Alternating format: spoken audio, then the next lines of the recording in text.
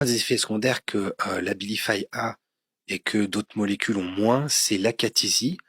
Et donc ça, c'est une impression de devoir bouger les jambes régulièrement, constamment, de ne pas pouvoir s'arrêter. Moi, j'ai eu ça avec l'Abilify, c'était infernal. J'en dormais pas bien la nuit et en journée, je pouvais pas rester assis plus de 10 minutes sans que ce soit infernal. Donc, entre les consultations, j'allais faire des tours dans le couloir. Ça ne diminue pas forcément avec la dose. On peut prendre le traitement le soir, le matin, ça change pas forcément grand-chose. C'est mieux le soir, mais en pratique, je trouve que c'est très très problématique à gérer. Ça peut entraîner de l'angoisse, des idées suicidaires, absolument tout ce que vous voulez, parce qu'en gros, votre corps, votre cerveau a l'impression qu'il faut qu'il aille quelque part, mais il sait pas vraiment où.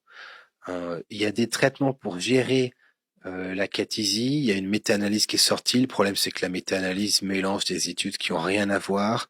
Et sur le plan de l'efficacité, ça pose quand même des problèmes parce que vous pouvez mettre de la myrtazapine pour gérer les effets secondaires de la Abilify, sauf que sur le plan du poids, ça entraîne des considérations qui sont habituelles avec la myrtazapine. La vitamine B6, ça marche pas trop. Si on commence à mettre du propranolol, on s'en sort plus. Enfin, donc c'est vraiment, à mon avis, un effet secondaire qui fait que il y a des patients qui vont pas bien, qui sont plus angoissés, et on passe juste à côté de cet effet secondaire-là, et deux qui, une fois qu'il est présent, en moyenne, de mon côté, fait que je passe rapidement sur autre chose, parce que au-delà de l'effet euh, difficilement gérable immédiat de cette problématique, sur le long terme, ça pose aussi des soucis qui font que, à mon avis, il faut passer à une molécule différente.